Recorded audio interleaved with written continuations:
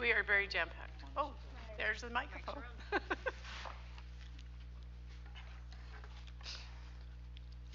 Tell me when we're live. We're good? Okay. Let me get one more bite in, sorry. Welcome. Today is Tuesday, June 8th, 2021, and we are meeting as the Provo City School District Board of Education at 280 West, 940 North in Provo, Utah. Time is 5 p.m., and we will begin with a roll call. Terry. Terry McCabe, Board Member. Keith Rattel, Superintendent. Melanie Hall, Board President. Rebecca Nielsen, Board Vice President. Jennifer Partridge, Board Member. Gina Hales, Board Member. Stephanie Bryant, Business Administrator. Do we have a motion to convene? So moved. Okay, we are now in study session. We're going to turn the time over to, do you want to start with this or turn it over to Mark? Mark, come on up.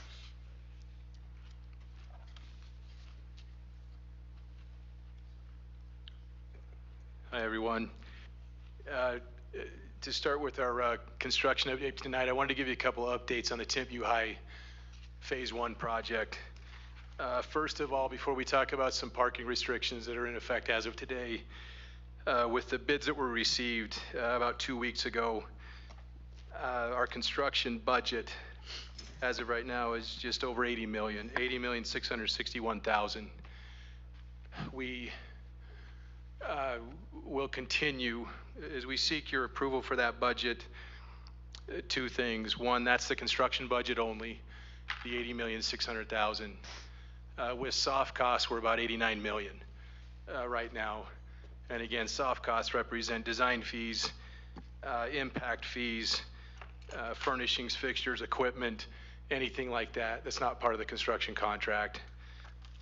Westland Construction is our construction management group on this project. On bid day, they received about 319 bids.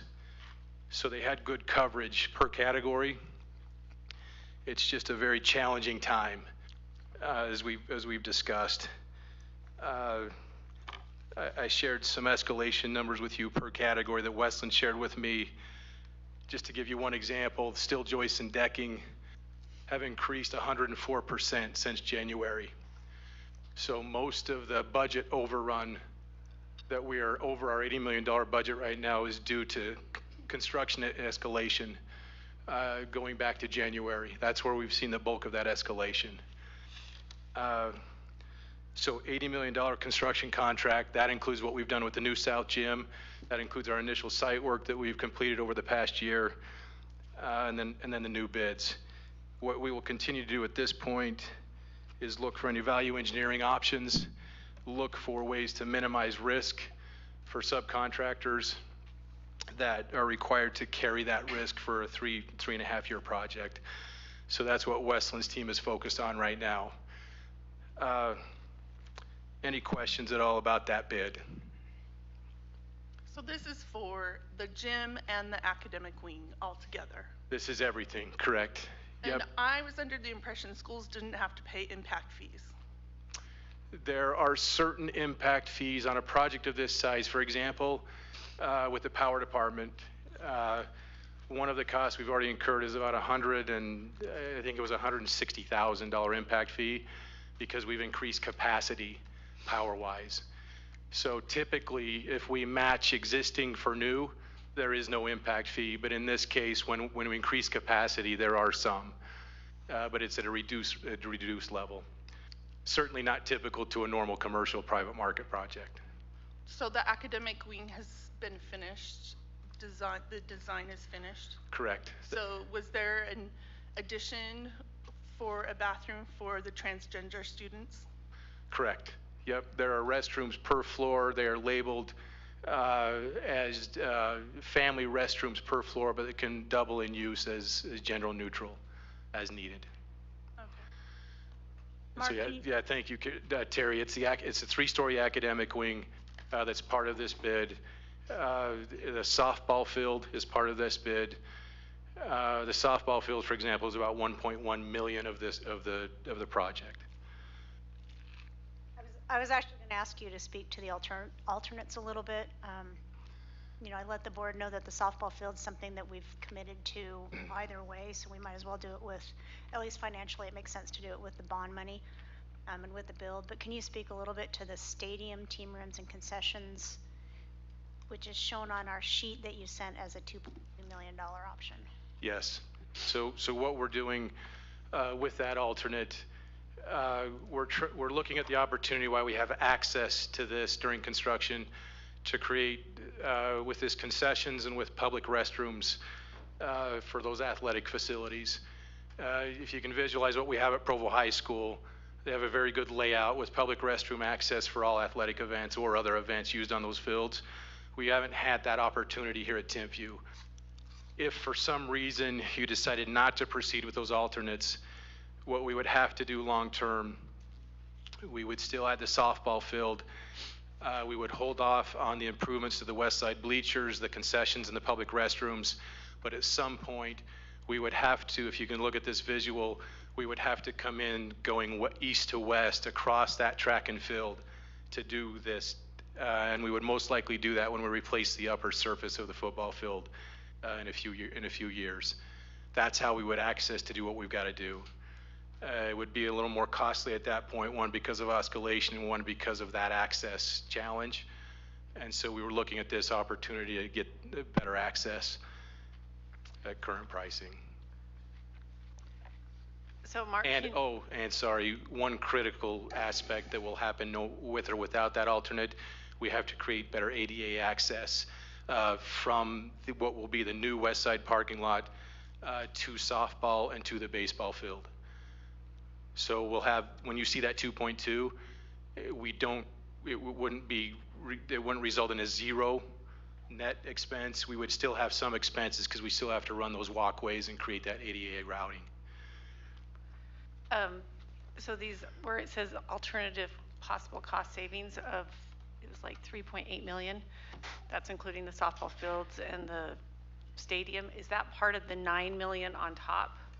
That's correct. That number is part of our 89.6 million. That's part Okay, of the. so that's already included in the 89, but these are things that we could possibly take out to reduce Correct. other things that we know are going to be coming. Right. Okay. Correct. I just have a question about the cost of the pavilion, why it's so expensive. It's just the way it was designed. It's the way it was designed, and two, it's the market. And so that pavilion line item, for example, that's an easy one. We can easily look at different alternatives and make that much less expensive. Okay. It's the way they bid it at the time. Okay. That's a pavilion for the park, correct? Correct. And would that be going like down by the playground area? Yep. Just slightly west of that playground right now is where that would be placed. So some of that 250,000 has to do with a little bit of grading and some access points that would need to be created to place it where we need to place it. Okay. I think we could probably reduce the cost on that. I mean, 250,000 seems like a lot for Yep. open air something. So, Yep, and that's an easy one. okay. Yeah. Any other questions on the budget? Jennifer? Well, it's not a question. Is this the time where we say what we think we should be, which direction we should go with this or not? Yeah, because ultimately at the business meeting, we'll be asking you to approve the budget, the bids, which is over budget, so we'll need to know what your approval's for. Yeah, so go ahead and give us Okay. your opinion. I agree with you that on the pavilion, maybe we could save some costs. Overall, though, I feel that we had designed the scope of the project based with what we best knew at the time on what costs were going to be. And I feel we have a reserve budget for a reason, and we should not harm the project or cut corners that it will affect a 50-year decision on the school just because the market is not in our favor right now. And so I personally feel we should move forward with the plans and, cut costs in a reasonable way where we can, but if we need to take some of our reserve budget to pay for that 89 million, then that's what I would say. Go ahead and do the sports things right now while it makes sense to do so. Anybody else have mixed feelings about things? Or are we good about going ahead with what we've budgeted for, even though we know it's going to cost more? Just be aware that obviously will have to draw some funds down out of your fund balances, either from capital or the building reserve. We can work through which area makes the most sense. So then that reduces that total that's available for your next bond, but that doesn't mean it's not a doable option if it's the right thing to do. I have a question. Go ahead, Rebecca. Mark, is there anything else on the list, like the pavilion, that would be easily, that we would be able to easily bring the price down somehow? We had a meeting yesterday, and there's a lot of options right now, and it's a process we have to go through. And so I can't tell you an approved list right now, because it takes time for the subcontractors to go through and get back to us with pricing.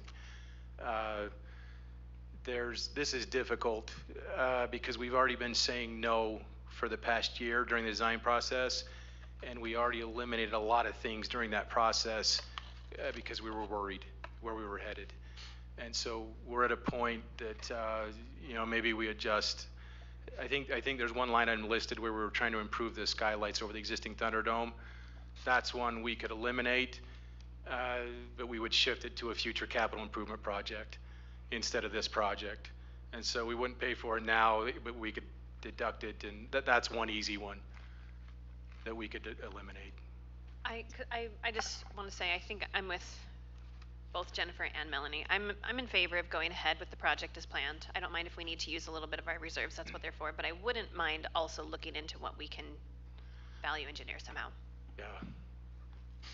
Yes, McKay. So I was just gonna, you answered part of that, so there's a skylight project. So how many items do you think we could move to a future capital project budget, or what is going to be the cost of even a year? Is that going to be a 20% boosting cost? I mean, because I'm interested in the pavilion, except, we've talked to a neighborhood a lot about what we were going to do, and that seems like breaking faith with the neighborhood a lot. Yeah, we'll still proceed with the pavilion. We just may adjust the design. Yeah. Just make some adjustments with that, whether it's the size or the type of materials that were designed or something. We can look at that one. And yes, about escalation costs. If we delay it, we're just postponing, we're deferring something that we'll most likely pay a little bit more for down the road. And so it's a tricky situation. Or we're trading it from this project to, say, a capital improvement budget. We're just trading budgets. With the 10% increase. With an increase, with an escalation factor involved. So I think it's going to be important for us to have a good priority list, because even if we use the capital budget at this number, I think this number will be hard to hit. Right? Correct. It will be tough. To go along with that, like when we first did the 80 million, we had like an 8% buffer range, which we no longer have. It with the 89 million, do we have any buffer in there? We do. We've got some buffers still included in those numbers, but it's when I say that, it's very tricky because there is a timeline on it. If we don't make commitments really quick, so that these major subcontractors know that we've committed to them and they can start value engineering and getting back to us and order equipment, we take the risk of the price going up within a week to 2 weeks if we hesitate. And so that's a tricky question about the factor. The 7.9 million for the cost increases due to inflation probably is going to happen then. Most likely that will happen. It's that escalation factor that's just hurt us.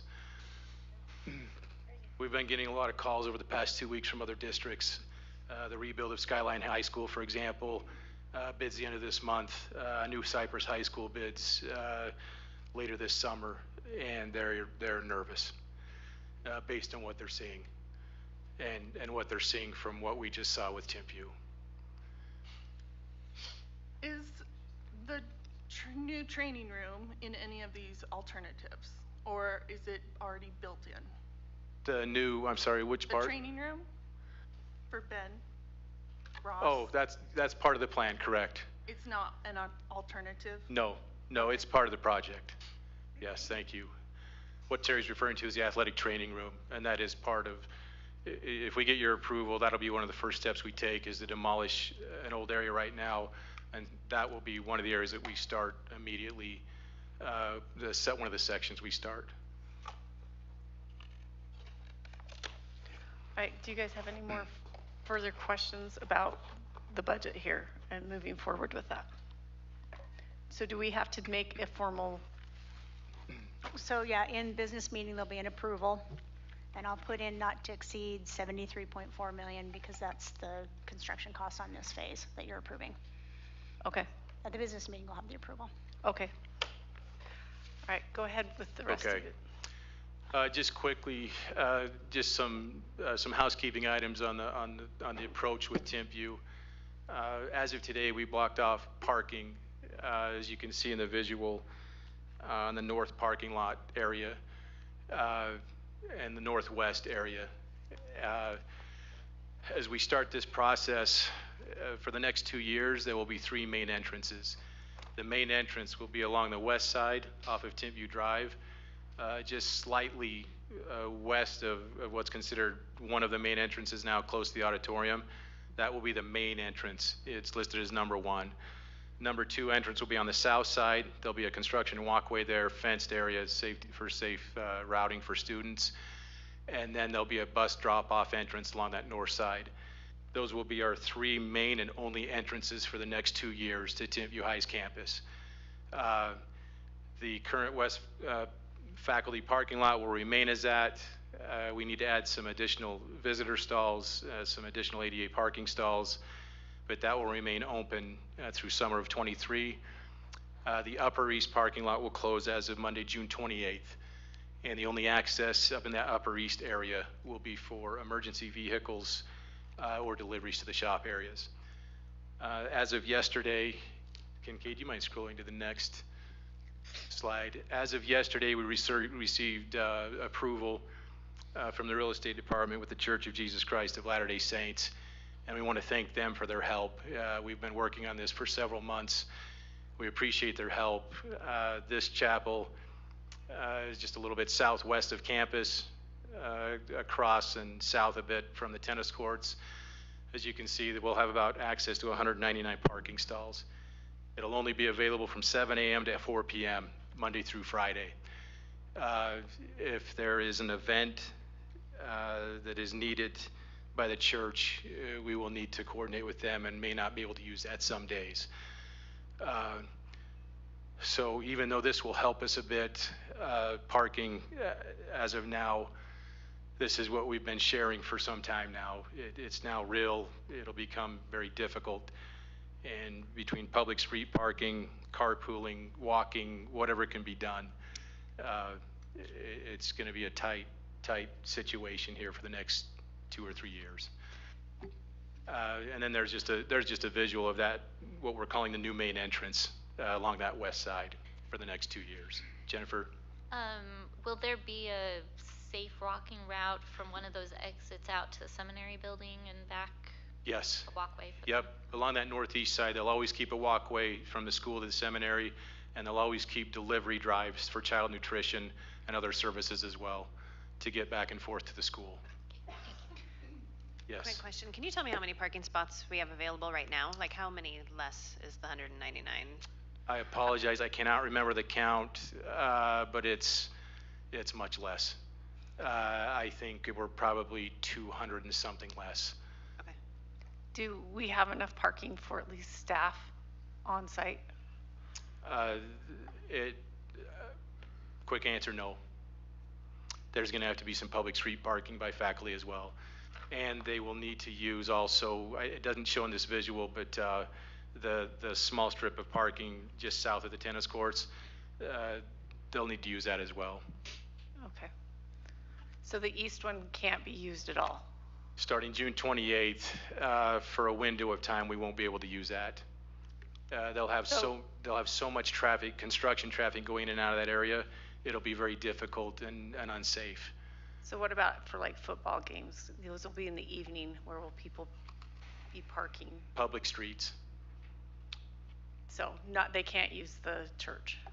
Okay. No, they can't. Yeah, with that 7 a.m. to 4 p.m. stipulation, we can't. So it'll all be, I know I was told with football, they've reduced their home games to 3 home games this year to try to help with this situation. I don't know about soccer or lacrosse. I assume we could encourage them to use the Edgemont parking lot for a football game? The Edgemont parking lot will be available in the evenings. Yeah, that's one option along with street parking. Okay. Any further questions about parking and Temp View?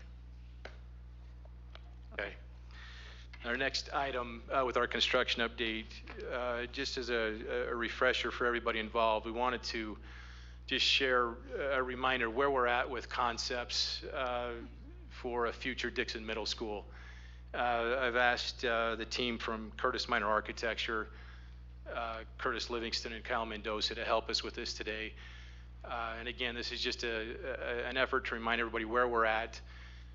You'll see estimates along the right side of each concept. Those estimates represent if we were going to start spring of 2022. That's what that represents. And it includes the high escalation factors that we're seeing right now. And this is also the same information which we'll be sharing in some future community input meetings for the Dixon neighborhood as well. So I'm going to give the time right now to Curtis and Kyle, and they'll just go through this quickly, and then the time is yours to ask them any questions.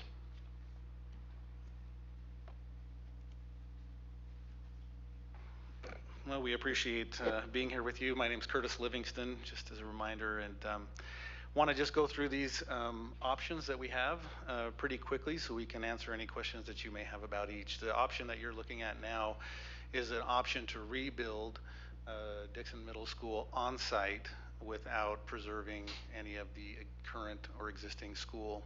The 175,000 square foot that you see, that represents coordination with your principal and district department heads, and has really a lot of time and effort gone into that to understand all of the programs, classrooms, facilities that are needed for your new school. So that's what that represents, and that is the same on all of the options, and you'll see how that's divvied up differently in each. But in this particular option, you can see that there's a new school placed on the north side of the site. With this option, you're allowed to build very close to the existing school, but the hope is that we would be able to maintain the students on site in the existing school while construction was completed.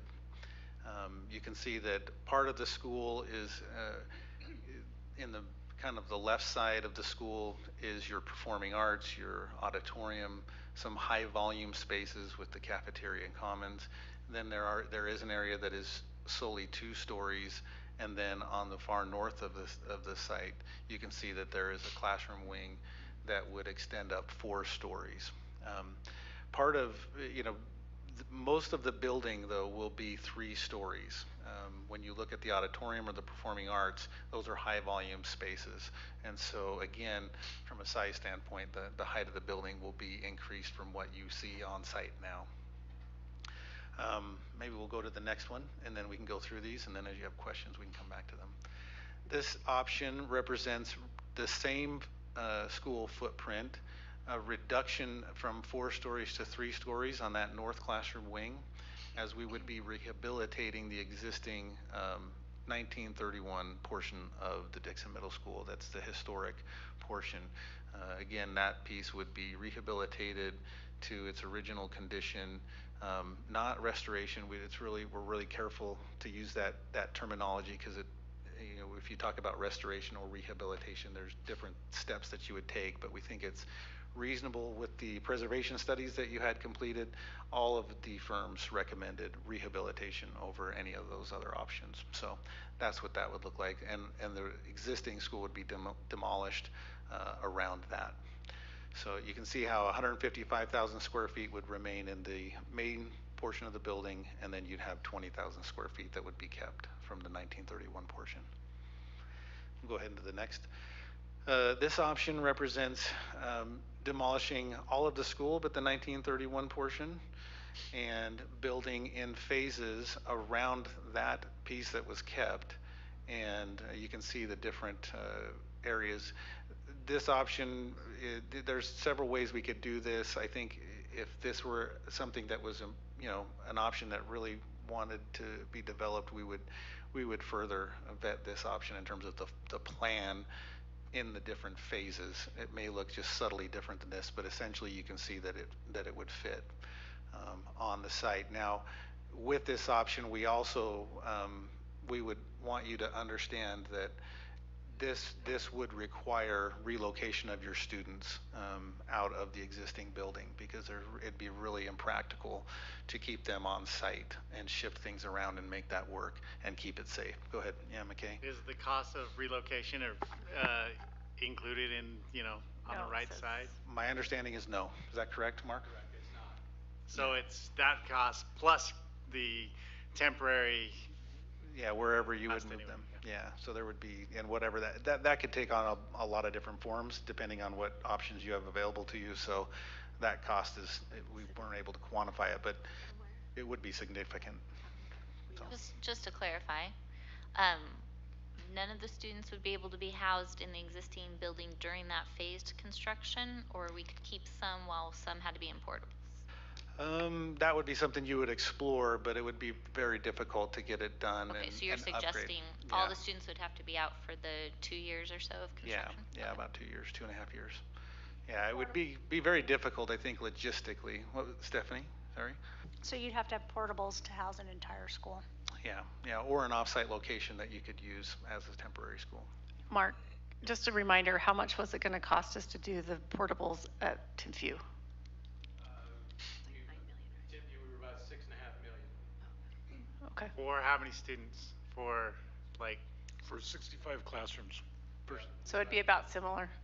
It would be fewer portables, but it would definitely be off-site because we wouldn't have the space on-site with construction to keep them on-site.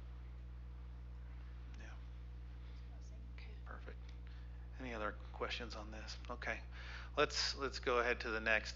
And this option's on the footprinter site, shows a new school, 175,000 square feet, mostly 2-story. There actually is some 3-story. Again, in terms of volume, it gets between 2.5 and 3-story in the performing arts and the gym and the commons. Some of those main areas get a little taller than that, but for the most part, it's 2 stories.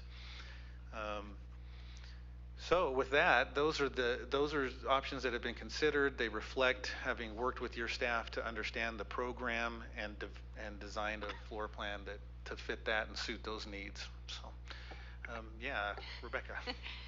Is the timeline the same regardless of where we go with any of these, or are they going to be a little different? I believe it'd be very close. Yeah, I think it would be very close. I think with your rebuild, the one exception I think would be rebuilding in phases on site. I think that always I would tend to think that might add 6 to 9 months to the process. That was the third option, The third correct? option, yeah. So that would add 6 to 9 months. Otherwise, we're looking at about, It could, I think, depending on how those phases were done. If the students are completely off-site, we would want to sit down with the contractor and understand what that looks like, so. so otherwise, we're looking at about 2.5 years? I think that's right. I guess I'm gonna look over at Nick. I think that's 2.5 years for these is adequate to build, 2.5 years? Oh, it's too long? So we're 18 months to 2 years. And then if you have to do some additional phasing, maybe 4 to 6 months or something? Yeah, okay. Okay, and then one more quick question. On the second option we looked at where we have That's my question. the existing building plus the new building with the 3-story academic wing, are we having students go back and forth between? They could, yeah. I think that would be the intent, because we are saying that 20,000 square foot of your program in the school would be housed in that structure. So yes, students would travel back and forth. So my question was similar to that. Do you have an idea of what types of programs would be in the old portion, the renovated portion, the 1931? I mean, is it just classrooms, or is it certain I think we would programs? work with the administration and see what is the most practical to put there, what fits within that footprint, because you, to a certain extent, are going to be governed by that existing footprint. There are programmatic elements that are going to fit there, some will not. Some will be more difficult, and so I think we would just need to work together with the staff and the department heads and those kinds of things to see what things make the most sense. Maybe there's some that would reduce the amount of travel back and forth because some, you know, people would be there all day or a good portion of the day and then go over. So we would vet out all of those, but I think that's a good consideration, something we would want to keep in mind to reduce the amount of back and forth. A question about this same slide. Is this a safety issue? So would we have to have like an administrator in each building at both times? Yes. I would think so, yeah. Yeah, I don't know that I would consider it a safety issue other than the, you know, sort of traveling back and forth, but I guess I don't know if I couch it as a safety issue. Do you, Mark? Do you see that? I don't see it as a safety issue other than just a management issue. Well, it's, yeah, management can be a safety issue. Right, so. right, sure. So the cost estimates, have they factored in what the exterior would look like? I know a lot of people are thinking it would be great to have the new portion be similar in style to our existing 1931 portion. Is that already factored in, or would that cost more? Yeah, I think so. One thing, in fact, I probably should mention this at this point, it's worth talking about. I think as we look at, you know, in this option, or as we look at any of these that would be on site, I think we started thinking about what we had done. Kyle and I were part of the team that worked on Provo Peaks Middle School, and one of the key concerns as they started losing some of their historic schools in downtown Provo was the aesthetic.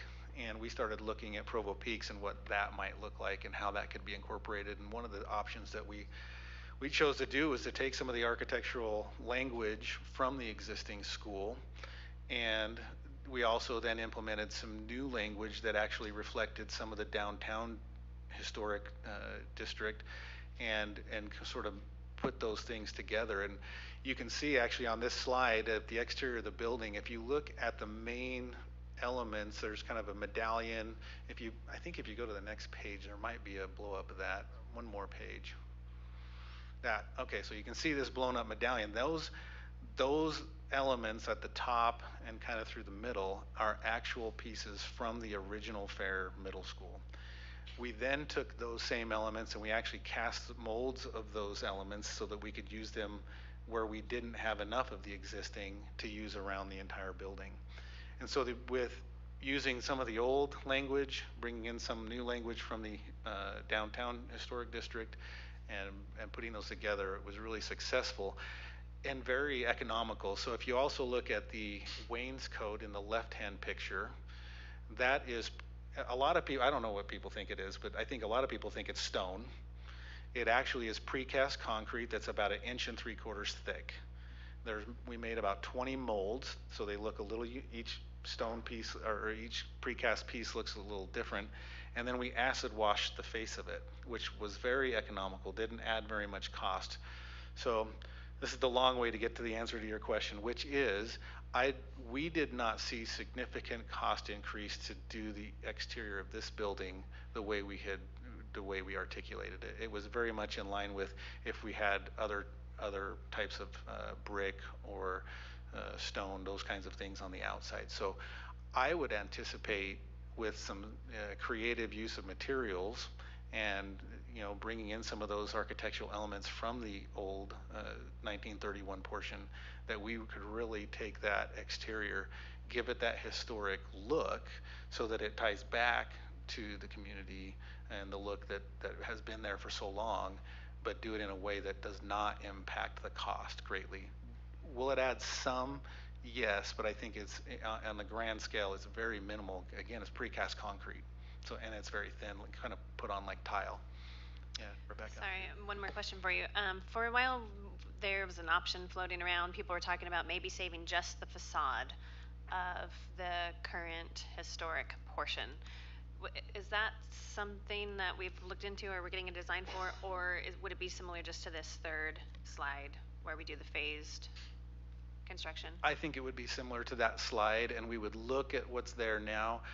the front facade of that building really does need to be rehabilitated because there have been some material treatments and loss of some of the original windows. I mean, there's just elements that have been dealt with in different additions and upgrades that probably, could have been done from a historic perspective more sensitively. And so we would need to bring that back. And if you build around it, then of course you don't have to continue that aesthetic around all four sides from a rehabilitation standpoint. But if we are tying on to it, then I think we are going to want to take that architecture around the new, what we construct new. And I think it can be done really well. It was something that we did very successfully at Provo Peaks, and I think the community was very happy in the end with how that really paid tribute to the original building, but then gave a new, in the end, a brand new building. Yeah. Couple of questions. I know it was suggested that we do angled parking. Can you address that so that the public can understand? Because you have parallel parking around Dixon, if keeping it on site, and address why there's not angled parking? Yeah, sure. Typically, when we think of, and especially on the street side, when we think of angled parking, we're introducing an element where people are backing up, and typically that produces a safety hazard that we would want to avoid. Okay. Yeah. The second one you may not be able to answer, but I wanted to ask it because I've been getting asked it. Sure. I don't know if Mark could address it. I think this is actually a city issue and I have not been able to get an answer, but infrastructure costs at the two different sites. So having to put in new sewers and then a new street and then burying the electrical and things like that. I have asked, I have not gotten an answer. Is there any way to address that here? Yeah, and I think, I'll let Mark answer that cost. So all of these options include any potential infrastructure we'd have to improve at both locations. If there was a decision to go to footprinters, anything along 890 South and 1100 West would be our responsibility, with a couple of exceptions that would extend a bit to tie into existing city systems. On the existing site, we know that it's old and outdated. We know we'll be improving it. So whether it's water, sewer, power, whatever it is, it'll all be improved and upgraded even on the existing site. And we've got those factors included in all the options and estimates. Okay, thank you. Yeah.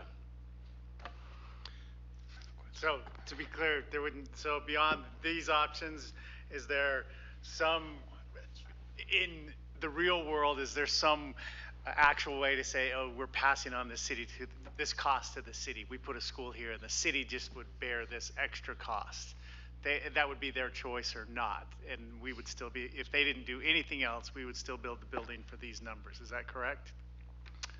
Sorry, I want to make sure I understand. Are you talking about infrastructure or? Yes, infrastructure. So, I mean, a lot of people say, oh, the district will put a building here, but that passes on hidden costs to the city. Are there hidden costs to the city in any of these places? There's no hidden costs, right? Infrastructure costs for the southwest part of town will increase with or without the school district ever moving there. If we go there, then we'll pay our share adjacent to our campus. So we'll help in that aspect.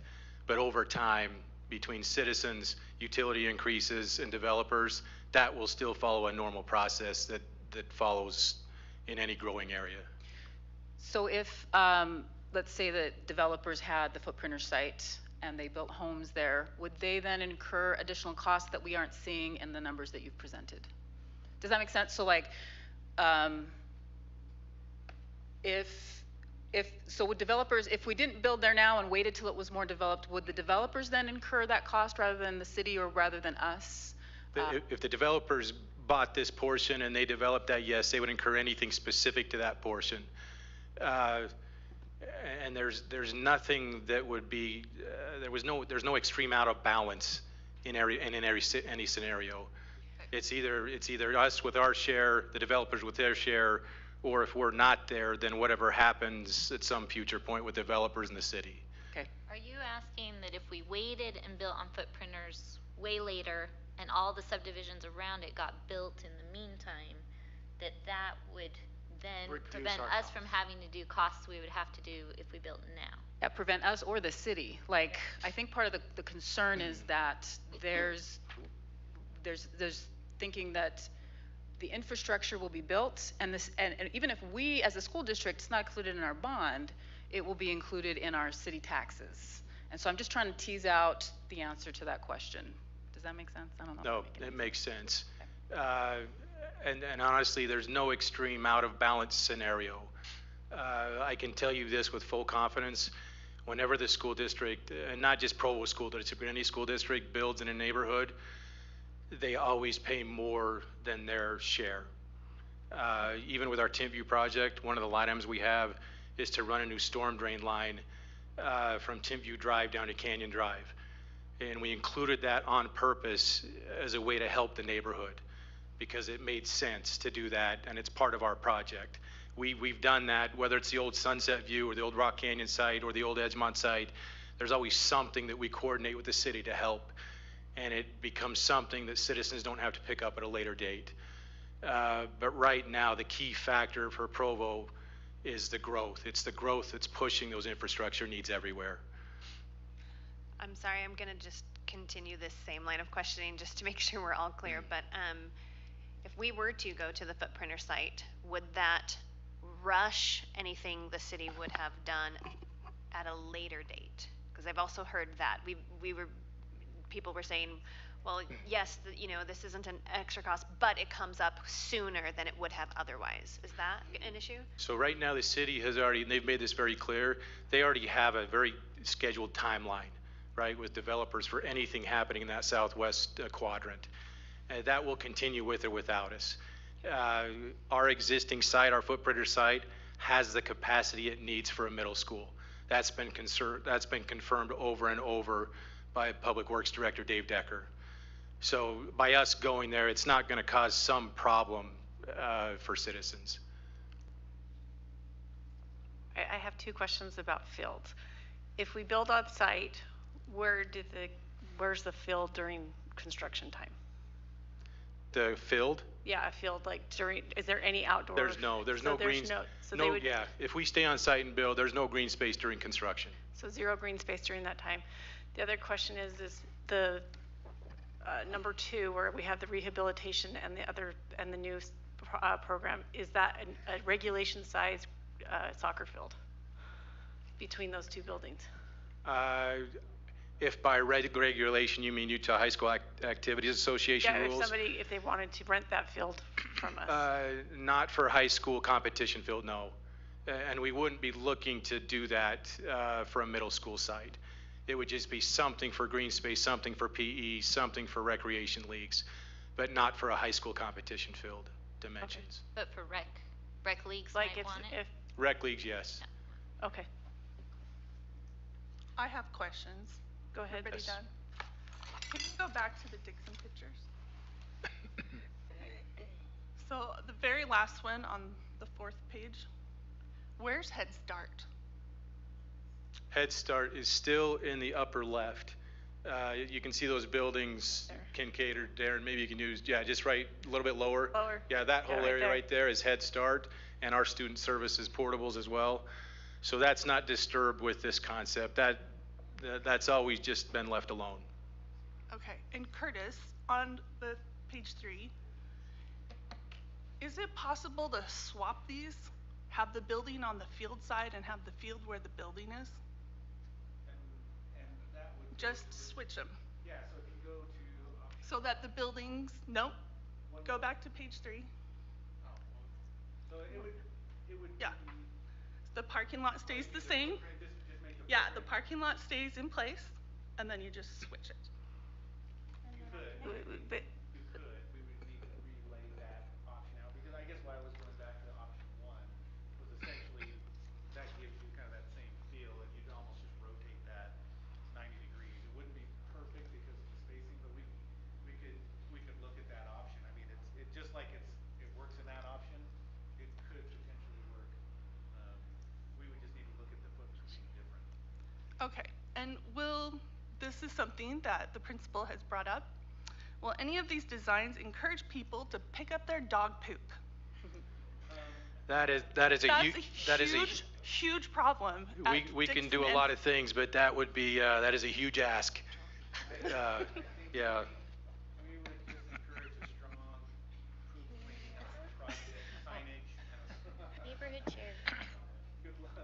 Is a fence included in it? I didn't ask that previously, a fence, because we talked about that for safety reasons as well as dog poop issues. We don't have fence right now included. Okay, and how much would a fence be if it was around the playing field? Good question. I'd have to get back to you on that. Thanks. Yeah. Is it possible to use the Timpanogos field during construction? It's close enough. Yeah, with the right supervision and management of that supervision, it's close enough that it could be a possibility. And just remember with Timpanogos, though, it's a really, really small campus. Because wouldn't that just, but they're that already would just get to use it. displace the Timpanogos kids? Yeah. Yeah. Yeah, it's Timpanogos is already a 4-point-something acre campus, and so it could be, if it was sequenced right, between recess for Timpanogos and when Dixon would need it, but there's not a lot. The space would be used pretty quick. But that is an option. It could be an option, yeah. And it would be kind of left up to the administration how they wanted to manage that. And I was gonna say, I feel like we would have to talk to the principal there and see if the schedule would even permit it, because I would guess it's in use a lot of the day already. But it is an option. it could be, Possibility. yeah. Any other questions? Any other further questions about this? Any other further questions for Mark or the Curtis Minor team? Sorry, one more thing. Yep. I've been getting emails about tennis courts. Is it possibility in all of these to have full-size, I don't know what a mini tennis court would be like, but tennis courts? Mark, can I answer that? What's that? Let me answer that. So I think that's up to the board to tell us what they want, but the reality is we don't have any middle school programs right now that include tennis.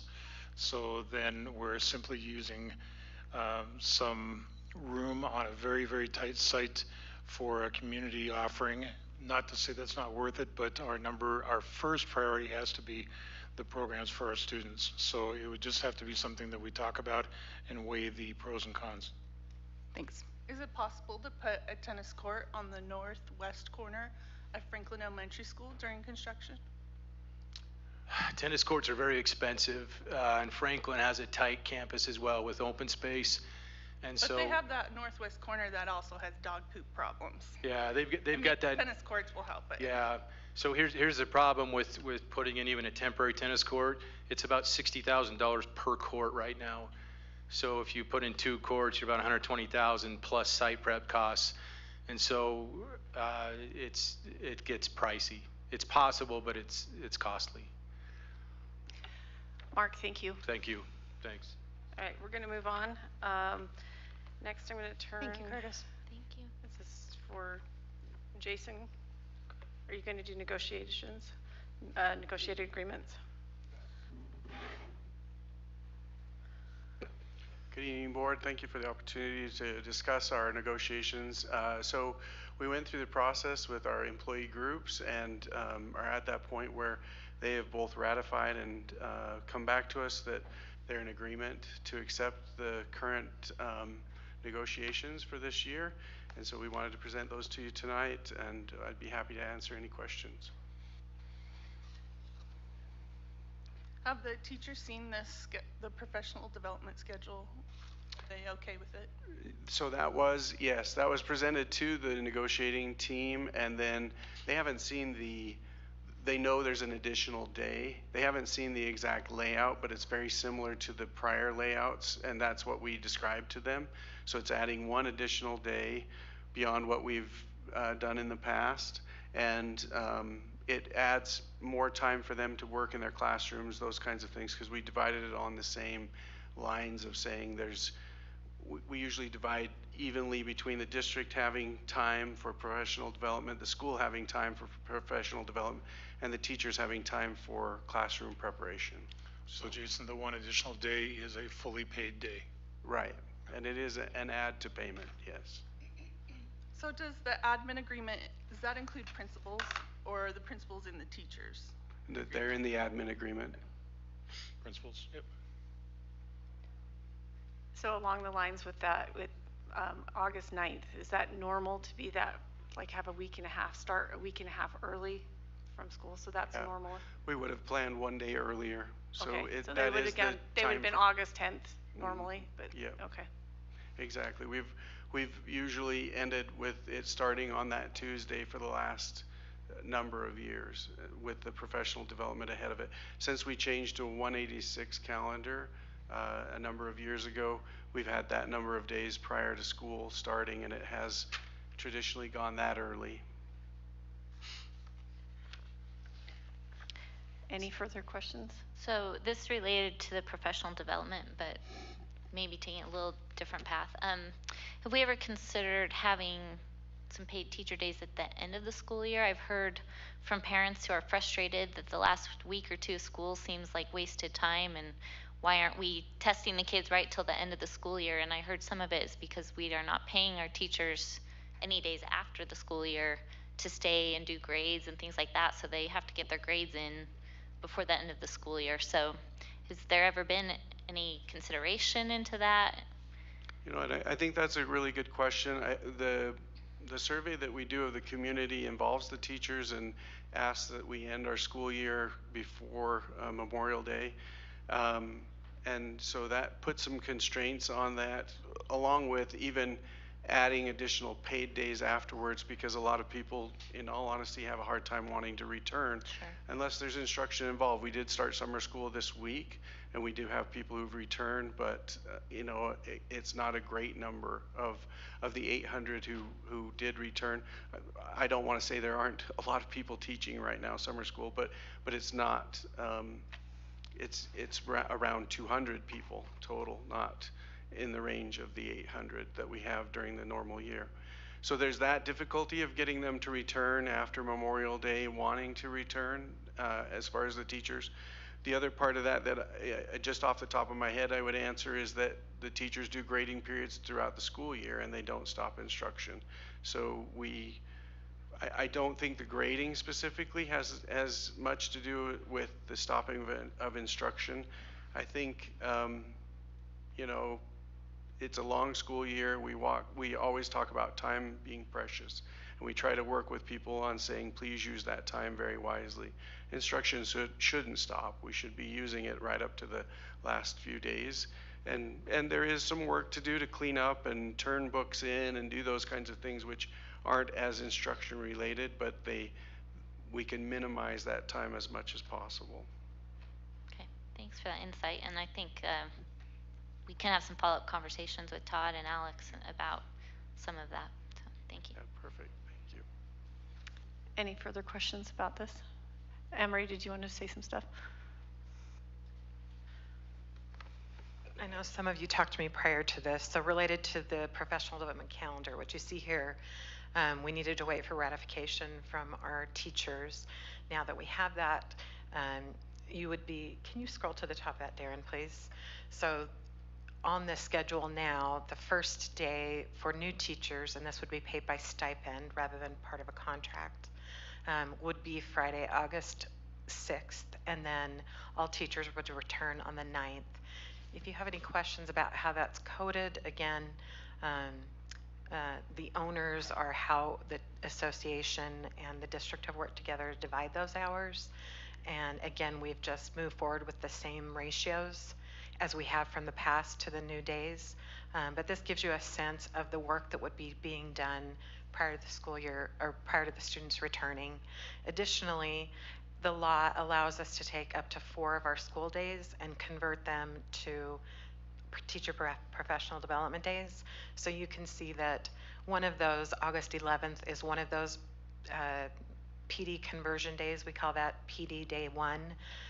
And then we have the dates at the bottom of the document. If you'd scroll, Darren, those 3 others are those during the year PD conversion dates. And those are accomplishing many of the professional development goals that you may have heard about so far, like AVID and K-3 literacy measures. Anne-Marie, would you explain the letters training and how that impacted our need to add the day on the 9th of August? You bet. So letters training, 69 school districts in Utah were identified by different factors relating to student achievement in grades K1, 2, and 3. And we were one of those selected for this opportunity. I truly see it as opportunity. It's going to be a big challenge for us. Letters is a language program that is taught to teachers. It's We have some employees going through it right now. I got to do it when I worked for the state office. It's pretty intense college level training on deep language systems and teaching students to read. Most of the state will be involved in that next year for the next 2 years, and that includes 4 full days of teaching to teachers included, in addition to some on-time work. So we have a real need to have our teachers in K-3 to be able to be out of a classroom and in training for 4 days during the school year. So the state can't guarantee their dates yet to me, but I have submitted them, and they're telling me there's hope that we can get those 4 days that we've established. And let me just add that because even though you don't see that on Monday, August 9th, the fact is we have the other commitments that we've made regarding time and training for teachers and others in the system.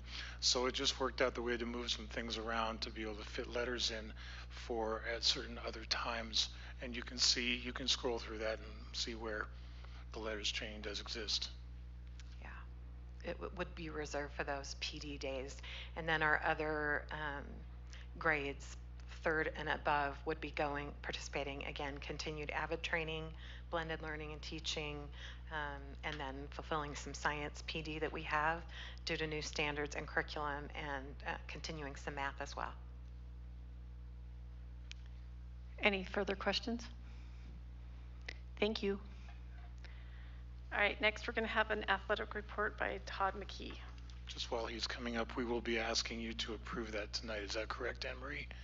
To approve the PD days on the calendar? Is that an approval tonight?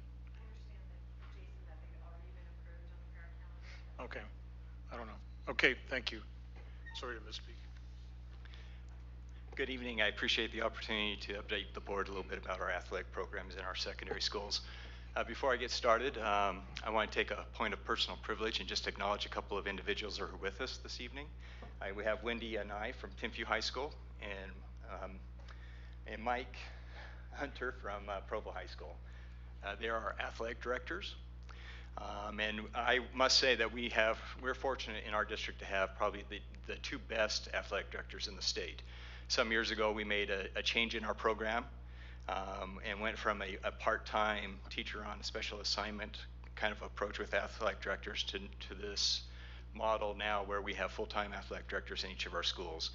And it's made a huge difference in terms of the support we're able to provide our programs. And I think you'll see that in not only in just student outcomes, but those that have been around a while may recall that there was a period of time that this district went through some tough times with eligibility and some other things in athletics. And we fortunately haven't had to deal with that for some time. And we're grateful to both Mike and Wendy for their efforts. I sent you a slide deck earlier. It has far more information than we'll be able to cover this evening. So I'll just spend a few moments highlighting a couple of slides I think that are really important so that we can preserve some time for questions at the end. Any questions that we're unable to answer this evening, I'm always available to speak with you offline if you'd like. To start with, the first slide is just highlight some of the successes from this past year. Both schools saw tremendous success in our athletic programs.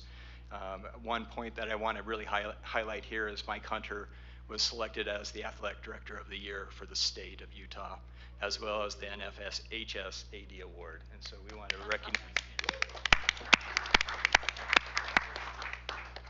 but both programs doing very well.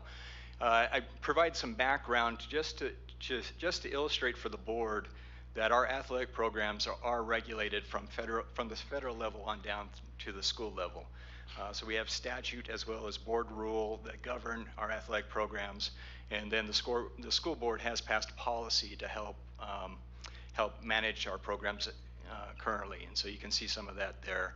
One that has really received a lot of attention more recently because of a number of concerns in the media, as well as a lawsuit that took place in Salt Lake County, is around Title IX. It's an important issue. It's something that we've been paying attention to for a number of years, of making sure that we're providing a comparable experience for all students in our district. There are 3 main components that I just want to point out. One, obviously, is the participation piece. And that's in that first section. The second is around the financing. Most of that applies to the colleges and universities, but it does impact us when it comes to into fee waivers and fundraising. That's something we have to pay attention to. And then the last section of Title IX really gets into the benefits and the supports that we provide for students. And we've really tried to pay attention to this, and hopefully you'll see that in some of the slides that I'll touch on. The district has put in place a number of supports over the past couple of years. We support our schools with full-time athletic directors, and we encourage them to move forward in getting certification through the National Interscholastic Athletic Administrators Association, NIAA. Which provides certification levels, and we support them in gaining that certification. Mike Hunter just recently completed the highest level, that's a CMAA certification, and I know that Wendy is anxious to make progress in that direction, and we're providing support for her as well. We meet regularly with the athletic directors to resolve any concerns and to make sure that we're coordinated across schools. We do that on almost a quarterly schedule. We have developed in recent years an athletic manual for all of our coaches to help guide them through the number of policies and things that are in place that they need to be attuned to, as well as providing a lot of training for them. There's a large training that begins at the beginning of the year that all coaches attend. This helps us meet the requirements from also the Utah Athletic Association. The last piece there that I just want to point out is we've put in place an annual program evaluation. This involves surveying our coaches at the end of every season, surveying our ADs and our principals at the end of the year to ensure that we're providing the supports and the resources to our programs. And then in addition, we survey our students every 3 years in terms of interest. And this is part of how we're meeting the requirements around Title IX, around participation and ensuring that we're providing everything that we're required to do so. We offer 13 sports. 2 of those are co-ed. You wouldn't believe it, but football and baseball are actually co-ed sports. We have 2 sports that are primarily female, softball, and also volleyball. And then the other 9 sports we have boys and girls teams. We have primarily a freshman JV and varsity level, but we also offer a sophomore level in basketball, boys and girls basketball, and in football. In recent years, we've added a number of sports. We've added boys and girls lacrosse in 2019. This past year, we added girls wrestling. And then we're looking forward to adding co-ed competitive cheer in the 22-23 school year. The association is looking at a future consideration around boys volleyball. For us, we'll look at that closely if and when it comes up. But one of the things that we have to be mindful of is ensuring that we're providing a balanced program offering. Make sure that if we're offering something for boys, that we have something comparable for girls as well. Our intent is try to be as equitable and ensure that we're having full participation. Looking at our participation, it's interesting that about approximately 35 to 40% of our students at both schools participate in athletics. One of the principals really encouraged me to add the performing arts to this. If we were to do so, we would see 65 to 70% of our students are participating in extracurricular activities, which I think is outstanding. We know that the more students participate in extracurriculars, the more engaged they are in school, the better they're performing academically, and that's why we do this, is really because of kids and what it helps them do in the classroom. When we look at those that do participate, there is a greater proportion, or actually a disproportionate number of boys that participate than girls. This is an area of concern. We want to see a more proportionate participation rate between boys and girls, and that's something we're working on moving forward. We did survey this past year. I found this rather interesting. Both at Provo High and Temp View High, we had a pretty good response rate. It is somewhat skewed to boys at Temp View High School, more boys took the survey than is in the population, and it is a little bit skewed to those that participate in athletics.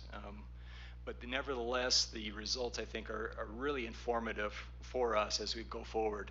I found very interesting the number of students, between a quarter to almost a third of our students participate in an activity outside of school. So they're participating in a sport, but it's just not something that we provide in the school. When we started to drill down and look at the survey results, one of the big questions that we had is, what are the barriers that are preventing students from participating? Very clearly that the number one was there just isn't an interest. The students just didn't have an interest in participating in a sport. But then you start to drill down a little bit further and you start to find other things that may be getting in the way. Other obligations, they're busy, they have obligations to the home, they have a job. The two that stuck out for us that I think we want to focus some effort that we might be able to move the needle a little bit. One is with, if there's grade issues, how can we support students to make sure that they're meeting eligibility requirements? And the other is around sports that we just may not be offering, that they would be interested in playing, we just don't offer what they would like to do. When we start to look at that question specifically, what are things that students would like to do that we're not offering? It's an interesting list. What surprised me was how much parallel there was between the two schools.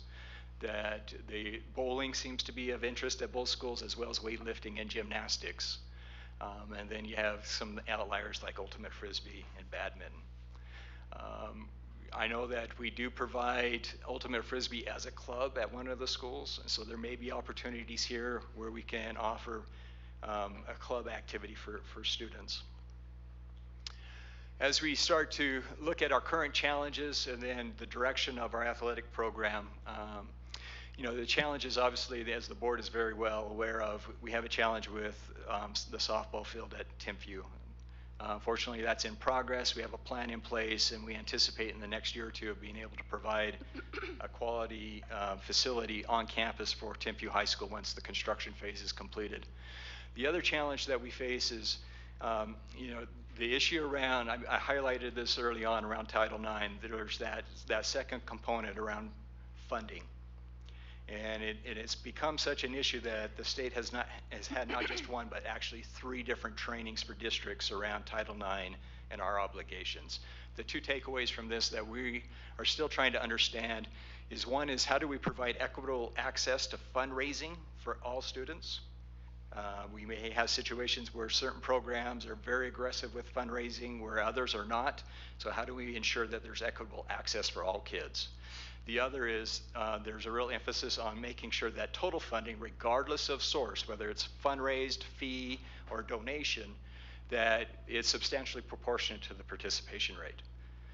And so we're really trying to understand that and ensure that we're providing a comparable experience for every child, and that's our objective. As far as direction, working with the athletic directors, NIAAA has a quality program certification process. We'd like to see the district move forward at both of our schools to complete that. I think that's something that ensures that we're meeting the mark as set out by NIAAA in terms of what a quality program would look like. So we've started that process. We want to continue to support our ADs in the certification process. We're also looking at how we can better support our athletic trainers. To this point, they have fallen under the supervision of the ADs, but we're finding that they have some unique needs as well. Working with Jason Garrison in Student Services, we're looking at how we can pull them together on a regular basis, just the athletic trainers, so that we can provide support to them. With that, any questions? I think I almost met my 10-minute mark, so that was really fast. Start with Jennifer and then Rebecca. Could you speak a little bit more to how you're trying to help with the funding? Because I know some sports naturally just get more funding, whether they can charge a fee for people coming in, or donors love to give to that sport. So not just Title IX issues, but just generally, do they share with the other teams, or Yeah. what are you trying to do for that? Well, that's something we're truly trying to understand better, our obligation. It's been suggested that one approach may be that we look at all donations as being given to the district, and then the districts make decisions in terms of distribution to ensure that there's equity. There are trade-offs with that, obviously. You know, on one hand, it ensures that we're meeting the needs of all programs. But on the other hand, it also may be a challenge to donors who really want to give just to that one program, and really, you know, they may not be as willing to give if they realize that it may end up in another program. I think there's no other way to say that. So there are trade-offs there, and we're truly trying to understand that better, how we can meet both sides of this, how we can meet donor intent, as well as ensuring an equitable distribution to programs so all kids are receiving a comparable experience. I'm just interested to know real quick how competitive cheer is going to be different than what we have currently. Truthfully, what'll be different is they'll be sanctioned by the state, and so currently it's been operating on its own under its own association. UHSAA will now take on that obligation, and you'll see more of a formal process that way. Up to this point, under Title IX and in the Office of Civil Rights, competitive cheer has not counted as one of those programs that we could count in terms of boys and girls. Under this change of competitive cheer, we could do that. It would count towards that equity issue. I should also point out that boys volleyball currently exists in a number of locations, including at Provo High School as a club, but it does not exist as a sanctioned sport. So when the day does come that the High School Activity Association brings it in, I guess my point is that frequently we tend to see different activities forming at the club level, and then when they start to get enough attention statewide, then they will eventually go up into a fully sanctioned sport. Going along with that, one of my questions was, you said about 60% of kids are participating in a sport. Is that including club sports? So 65 to 70% are participating in an extracurricular, and that would include performing arts, band, choir, theater. Our athletic participation is between 35 and 40%. Okay. And then my other question was, have you seen any decline in any sports, like not as much participation happening in sports that we're currently offering? That's a great question that maybe our athletic directors, if they've seen anything this last year where participation numbers have dropped in a particular sport. So I shared the last couple of years, I think, with Todd. At Provo High, there has not been, these last couple of years, a significant drop. Kind of a follow-up to that, kind of related, maybe not, but I'm interested to know what kind of participation we had in girls wrestling with its first year. We had a state champion at Temp View High School. So we had 12 girls sign up for tryouts. Well, we were accepting everyone. We ended with 5 at Temp View High School. The others, they didn't get cut, they just lost interest. And out of the 5, we had 1 individual state champion. Provo started about 8 individuals at the beginning.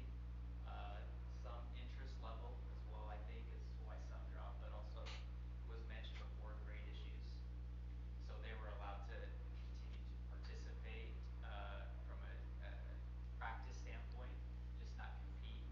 So there were 4 individuals that competed in matches, and Provo High had a runner-up at state, so second place finish.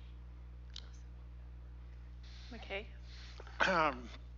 Does the district establish any type of metric to know if, I mean, certainly there's community interest and great support for athletics, but sometimes people wonder if we're in balance. Is there any district metric that we use to go, oh, there is support for Science Bowl and Chess Club, or things that might not be, or, you know, Pro Start? things that we can do to support other students? Is there any metric that we can, that when people say, you're out of balance, we say, you know what, we support lots of students in lots of things? Yeah, I think what we tend to look at is participation rates, and again, that 65 to 70% shows that our performing arts is comparable in size to our athletic programs. And I think that's a huge benefit to us as a district and how we support them.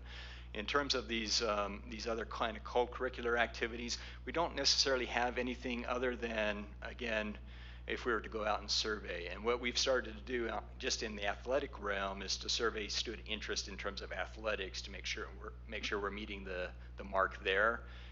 It would be easy for us to start to add other things to that if there was a desire and a need at the board level. And I'll point out that we do have esports program. Chad has been working with the teacher over at Provo High School to make sure that it's available. Board will remember that we've talked about that for 2 or 3 years. It's happening. Yeah, and that is being considered at the association level as well as an emerging sport. Yeah. So. Gina? Do we know if there's any issues with maybe lower income kids who would like to participate but cannot afford the fees, or is there something they could do? We saw that a little bit in the survey there where I pointed out that there's some cost, but it wasn't as high as we anticipated. And I think a lot of that it may be due to the fact that schools truly make an effort to waive fees where they can and make sure that students are involved. How about that stat about the kids who didn't participate because of a job? Do we know how many of those kids have to have that job, or if it's more of an elective thing for them? You know, that's a good question. We haven't been able to drill down deeper than just looking at that number, which was about 8%. Just a review. That's working in terms of those who responded to the survey. And again, these are kids that are not participating. I have a couple questions. Go ahead, Terry. On slide 4,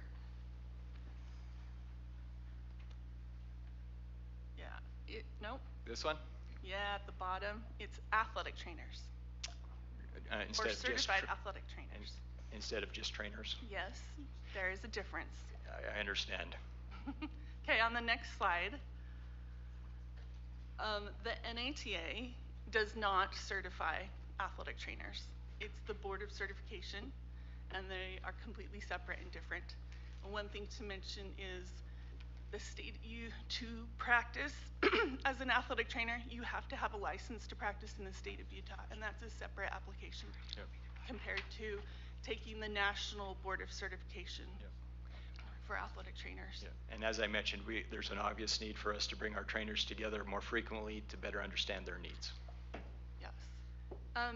So Ben just got an assistant athletic trainer. When is Patty going to get one? You know, that's a good question. That's based off a school decision, and I can follow up with Provo High School on their decision making around that. Speak to that a little bit. Okay. Yeah. When's Patty getting an assistant? She needs one. Yeah. So there's a stipend available. This is for both schools, right? Much like a coaching stipend is on a seasonal basis, fall, winter, and spring. It can be used throughout the entire time if there's an individual that's commit to that time. So at Provo High, we've had to go through a few different people that have been hired because they could not commit to that entire time frame. And so she did have one this past spring, had one in the fall, now had one just completed in the spring. So she has worked with a couple of different ones throughout the school year. It just depends on who applies and what the availability is there, but we continue to seek applicants for that. We try to provide the resources, and then it's left to the buildings to manage. So in the surveys, did you include in the students and the coaches access to athletic training services? That is part of the end of the season survey, yes. Okay, good. One of the things I wanted to ask was any games or any competition had to be changed because of COVID? There were a number of modifications because of COVID. I'll let the. Or I don't think any weather changes. Usually there's always, baseball has to be rescheduled because of weather or, did any of that happen this year? You know, it's something that occurs every year, whether it's COVID or most typically with weather. I think what we can say is we're one of the few states that actually went through and we were able to fulfill 3 full seasons of athletics this year in spite of COVID. And I don't know of any other state that can say that. Nope. Okay, and in the next slides, when you're including the not offered and you talked about performing arts, did you include ballroom? I believe ballroom is included in that. And do these kids have access to the athletic trainer? All students have access to the athletic trainer. Okay. Because I know Provo High has a really good ballroom team. Yep, they do. And they need to be treated like their football because they're nationally ranked. They're really good. Okay, on slide 13, are you talking about the Rocky Mountain Athletic Trainers Association? When you're talking about athletic training meetings? No, I'm talking about district level meetings. Because we need to be able to give them access to continuing And we've done that nationally. They've had access no, for certification the process. RMATA is just for local Rocky Mountain states. That always happens in April, usually around spring break. Ben and Patty go to those. I always see them. Well, then the schools are providing the support then. Yeah. So you are talking about just coordinating between Ben and Patty? At the district level, yes. Okay. And who else would be included in Jason Garrison from Student Services has been working with me on that. Okay. That's all my questions. Okay. All right, any further questions for Todd? Tried to rush through it to keep us on time. I apologize to No problem. Thank the you, board Todd. and to my colleagues. Thank you. All right, next we're going to have a technology report with Chad Duncan and Anne Marie Harrison.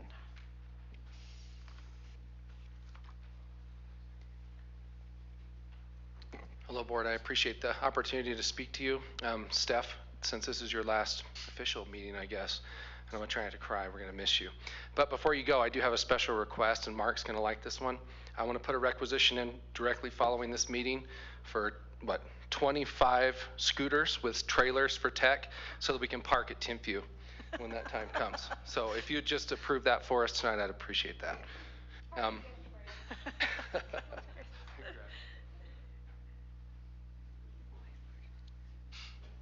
Superintendent asked Anne Marie and I to kind of speak to you a little bit. As you know, COVID was pretty intense on the entire district. It had a pretty significant impact on teaching and learning and on technology as well. Trying to get Chromebooks out, trying to get the curriculum done, all that kind of thing. So I'm going to kind of just take you through the technology side of this, and then Anne Marie, the better half of this conversation, can speak after me. We started the Learning Initiative back in 2014. Keith McKay and I were working with a local vendor to try and get a grant for Chromebooks and some other things through there, and Keith had the vision to say, hey, let's do this either way. So we started pushing Chromebooks out. We fired up what Keith called the Learning Initiative. Originally we were talking about calling it the Technology Initiative, but Keith we don't want to call it technology. That's not what it is. This is a learning initiative, not technology. Actually, my term was really stupid. It was called Teachnology. Teachnology, that's right. One person who was interested in that, so we went to Learning Initiative. I think I told you I liked it, but I lied, when that happened. Anyway, so the initiative over the course of the 6 years, we had 350 teachers go through that program. Very successful, and I think that really helped when the pandemic hit, because we had a third of our teachers who already knew what to do. They'd already been teaching, they'd already been using Chromebooks with their students. It was very successful as far as I was concerned, and I thought that was very smart and very forward thinking. With the Learning Initiative, it was a 1-to-1 Chromebook to student ratio. There were 8,500 Chromebooks when the pandemic hit that were out in service at the schools for the Learning Initiative. The professional development was obviously involved. There was a weekly professional development for them to go through. And they also had collaboration cohorts, so the secondary schools and the elementary schools had separate meetings, and they would work and collaborate together. And then we also worked through the state digital teaching and learning grant to get an additional $280,000 a year, which would go towards mostly Chromebooks, but also for personnel and some other things. All right, let's see. Oops, we got to start that over for me one more time. This is too technological for me. All right, I got it. Okay. Now, so after COVID, here's some lessons that we learned after COVID. It is now a district-wide initiative. So the initiative bumped up pretty quick from being, 300 teachers to 800 teachers in an overnight fashion, as many of you are aware. It is also a one-to-one Chromebook to student ratio, but in all K-12 schools. In fact, I think it went down to preschool, didn't it? Didn't preschool go one-to-one too? I think in a lot of cases preschool did as well. So I should change this slide to say pre-K to 12. And this is a quote that I heard from Brett, like right after this happened, and I laughed pretty hard. He said, "A disease accomplished more for the technology initiative in 2 days than I did in 6 years." So, and it really, it pushed technology forward, which I think was good and bad in some ways, but mostly good. It did change things for better or for worse, till death do us part. That there are some things of the pandemic that has changed technology and changed the face of education in some ways, and I think some of it's pretty neat, especially on the technology side. I think all of our teams district-wide worked flawlessly together to make this happen, despite the pandemic trying to tell us otherwise. And we also learned that technology is definitely not the magic bullet. It's simply a fantastic tool in our toolbox. Here's our plan for next year. As far as the devices go, elementaries will primarily stay at school. So the Chromebooks will stay at school, and teachers will send them home as needed. So this is not going to be going back and forth every day. There were some grades where students had them in their backpacks going back and forth every day and weren't using them. So we really want the home base for the Chromebooks in the elementary to stay in the elementary, but we also want to emphasize the use at home if they need to. Secondary, we'll keep going one-to-one. We'll assign a Chromebook to every student, and then we'll go back and forth every single day. We will also distribute and collect every year, which I can tell you is a process. Here's our repair data. I shared a little bit of this in the retreat, but this is the most current repair data we have. So we've had 3,200 repairs this year on Chromebooks, well, mostly Chromebooks, and in last year there were 1,200 repairs. So you can see how much repairs have gone up for us. Obviously, last year we did send them home when the pandemic started, but we had some damages there. That's why the 1,200. I think the year before we had like 600. So we've had a pretty significant increase on the repair side. We have lost about almost 600 Chromebooks that haven't been returned to date yet. When school ends, we hope when all the students will bring their Chromebooks back. We have a significant number that haven't been returned yet. Some of those are in summer school, and a significant number of those will show up first day of school next year when the students go to start the next year. So we will get a significant number back. I think last year our total number of loss was about 5%. So you can see the numbers in secondary and elementary, and then our charger loss. We lost quite a few chargers, and those are in addition to the 578 above, so about 1,800, excuse me. Are chargers relatively inexpensive? They're about $20 each, so relatively. But what's nice as we move forward, those chargers become universal. A lot of them have their own specific adapter. Going forward, they'll all be USB-C. So once we get all the old Chromebooks out and the new ones in, it'll make our job a lot easier. So before the pandemic, I don't know if people know this, because a lot of people think that we fired up the one-to-one initiative before.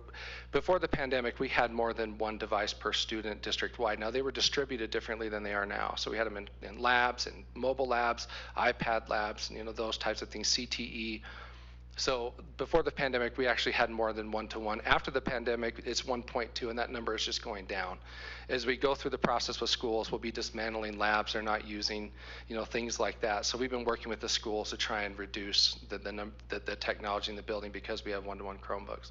And I have that plug in there, thank goodness for Chromebooks, because we could not have done what we did if we were trying to pay for, devices like we used to. The old Chromebook or the old laptops used to cost us about $1,000. So thank goodness Chromebooks came around, or pandemic would have been really, really hard for us.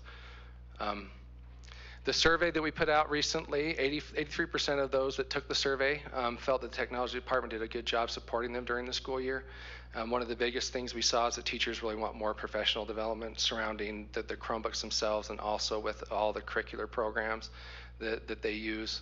We're also working to create goals to address, the suggestions from the survey, 100-day goals, 200-day goals, and some year-long goals. So you'll be seeing those soon. Some of the challenges we have going forward, web filtering in the cloud. Web filtering is always a challenge and always will be a challenge, but we'll continue to do the best we can in keeping our kids safe. Continued support and training for teachers. We have to work really hard on getting that done. The expectations that require instant support from technology. Prior to this, with the one-to-one, where all the teachers had technology and it had to function right away, pretty significant amount of people are really wanting things fixed now, and we can't blame them. And I think we did a pretty fantastic job supporting them even in that environment.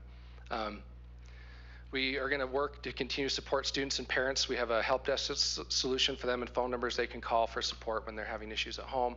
And, Anne Marie especially worked really hard in trying to get connectivity home, and Doug, we all worked pretty well together trying to get internet connectivity at home. There's an emergency connectivity fund that Doug and I will be meeting about here shortly in a week or so, discussing the emergency fund and what that will do for students at home. So that's kind of a game changer. Google Fiber's helped us out a ton as well.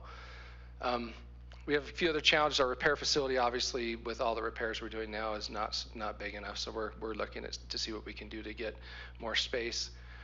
Collection and distribution is a challenge, and that's been something we've never dealt with before. So this has been a challenge for us and will continue to be.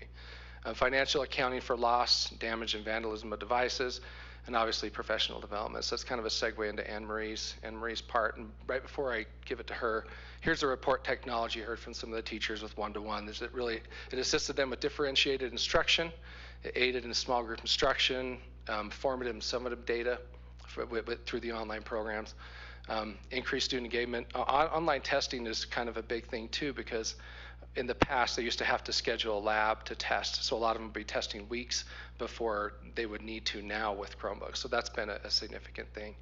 And with that, I think I'm going to hand it over to Anne Marie. But before I do, I think she had me go first to try and make her look good. She was going to look good either way. So. These buttons. Okay, so there are a few really practical reasons for our continued desire and need for digital devices in school. Some people think COVID's gone, why would students still need these devices? I think one of the fundamental reasons is that curricular materials now are by and large, in fact I don't know of an exception, digitally native. So not only is it just that we're seeing it on screens, but also that you can imagine now where we used to have physical textbooks and you bought that textbook and you might use it for 8 years.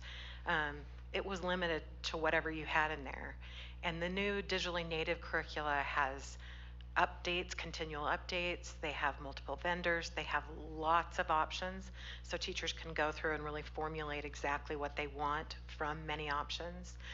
Again, they take into account the needs for copyright and things like that, which sometimes teachers run into if they don't have lots of curricular materials. So here, just a list of some of them that we use in elementary is their primary platform. There's a student interface. There's a teacher interface. I can tell you that again, some of these are vendors from commercial companies.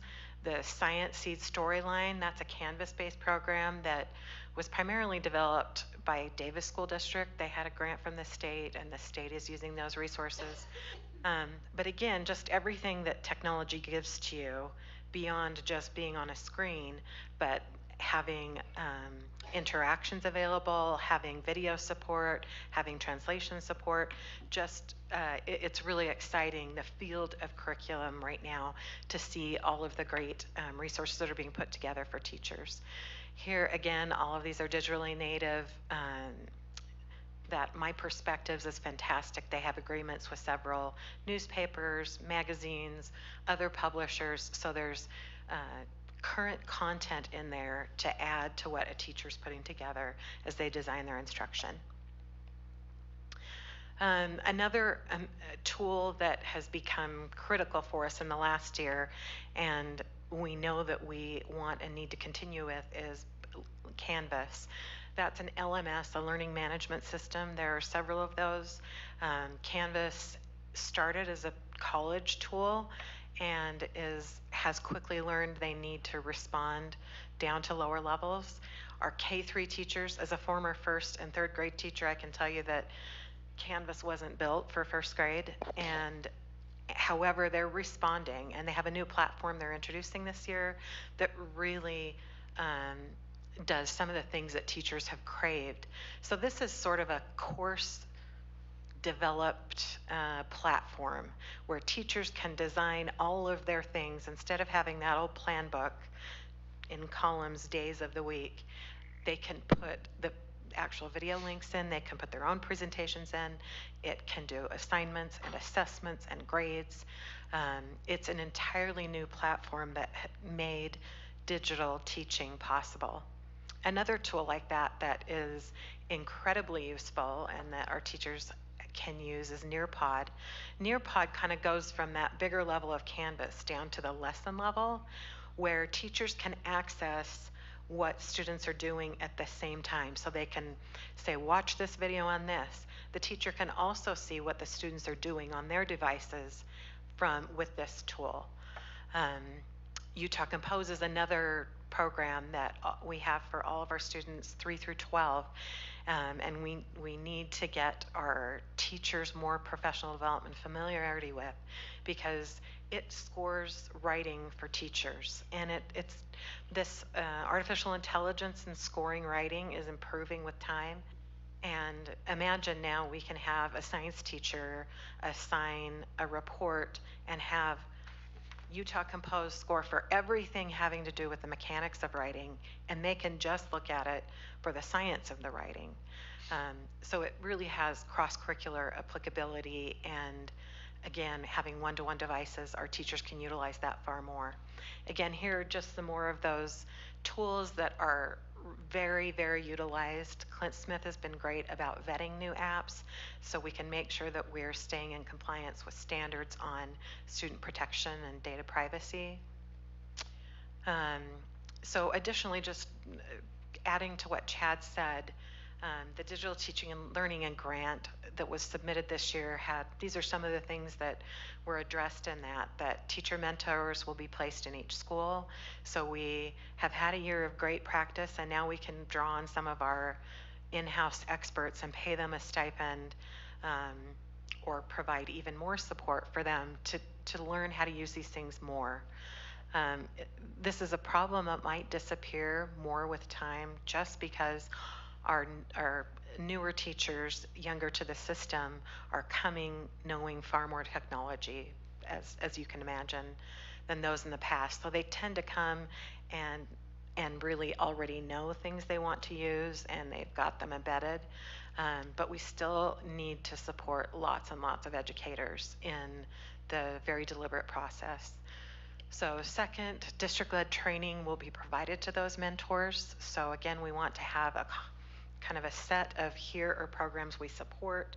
We will have training courses, both in-person, digital, for those. And then finally, there was a need we've been lacking with COVID, professional development outside of our limited spheres for a while right now. So for the National International Association, the Regional Association, the Northwest one, and for Utah, the USET, some monies were set aside for that for teacher and teacher teams to attend those conferences. I think this is the budget page from the plan, and Brett worked on that, and Judy Rose, curriculum director, worked on it. They can talk to you about more specifics here, but just in case you wanted to have a sense of the numbers, those are there for you.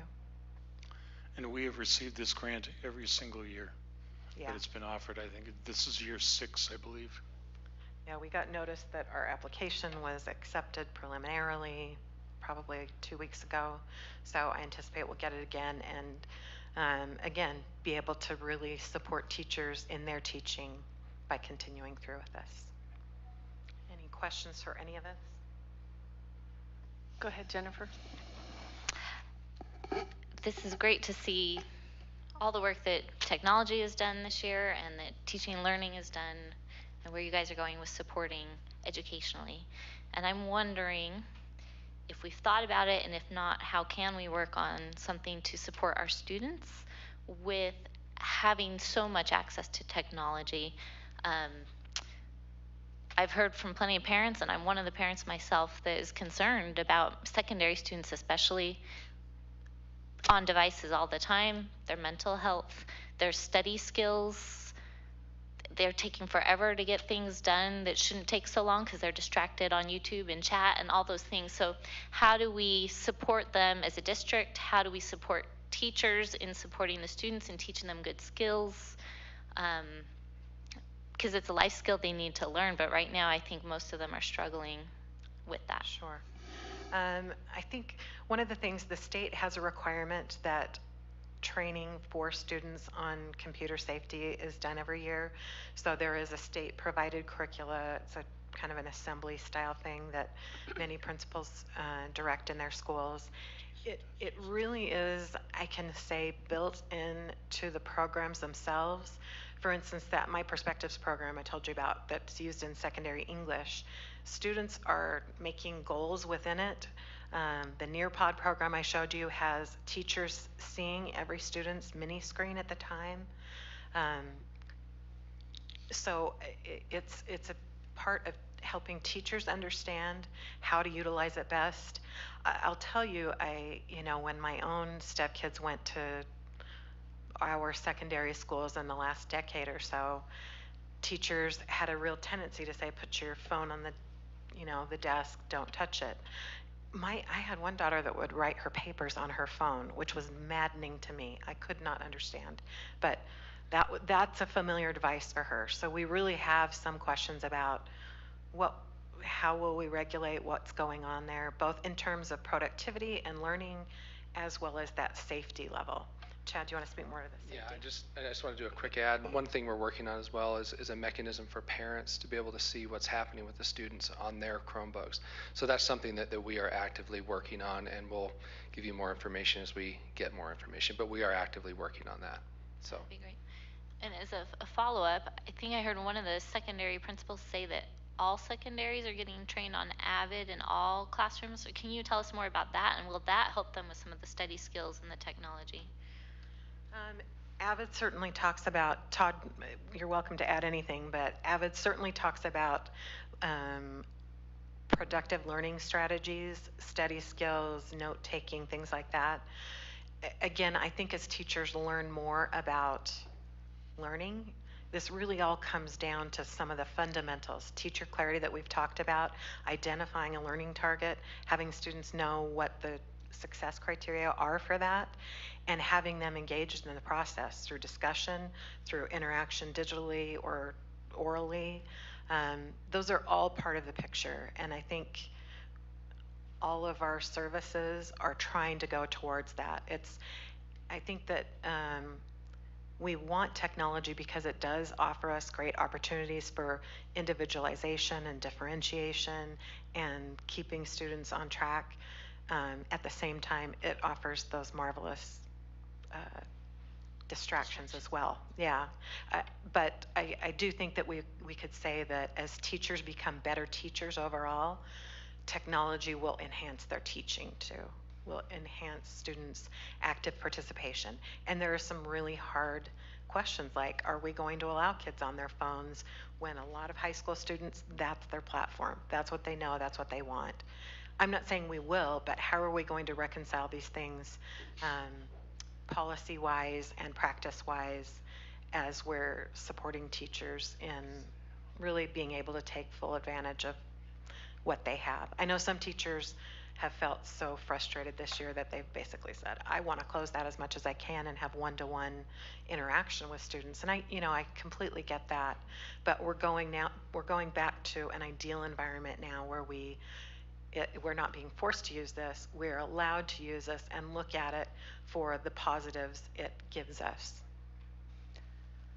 All right, we're going to move on. So if you have further questions, feel free to email Anne-Marie or Chad. So thank you for your presentation. Okay. Next, we're going to turn it over to Jason Garrison and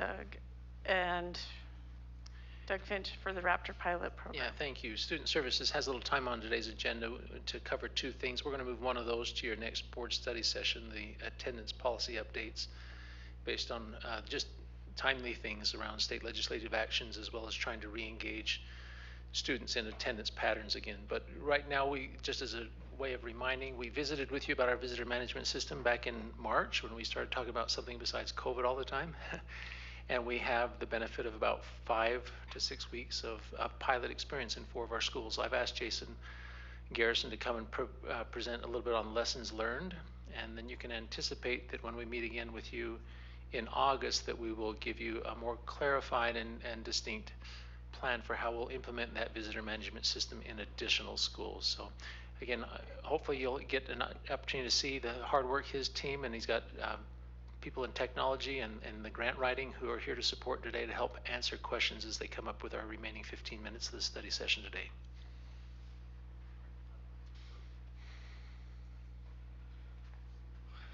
Thank you, Dr. Finch, Superintendent Board. Thank you for this opportunity to give you some initial thoughts on our rollout of our Raptor electronic visitor management system. We piloted, do I do that? Oh, you're killing me. And I missed the memo. I was going to go real fast, so my supervisor had all the extra time, but I see how that rolled downhill real quick. I see how it works. As you know, we rolled out with our Raptor system to 4 pilot elementary schools, right? Amelia Earhart, Rock Canyon, Spring Creek, and Sunset View. We rolled them out shortly after spring break. We gave them a little over a week to kind of get recovered from their own spring break, and then we rolled them out roughly a couple days apart. We did that strategically to make sure that the first lesson learned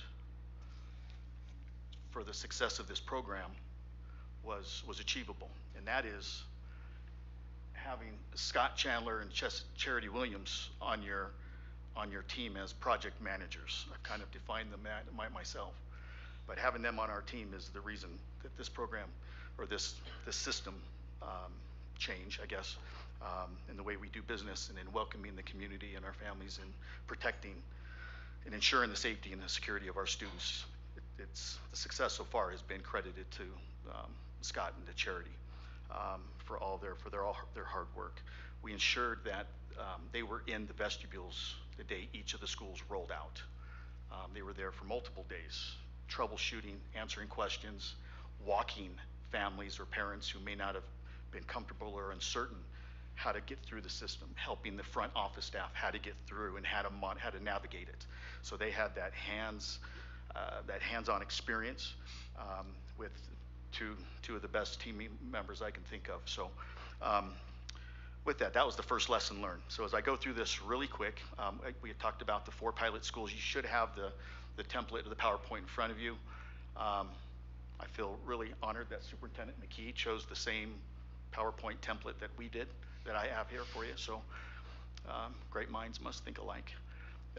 Anyway, I kind of broke this down into some different categories. Operationally, I'm not going to read through these, every single one of them, but just understand that this feedback came for the last 6 weeks through some of your emails and discussions that I've had with you, as well as from what Scott and Charity have received, where we've met with the front office staff of each of the 4 schools just last week to gain some of that real life boots on the ground experienced feedback.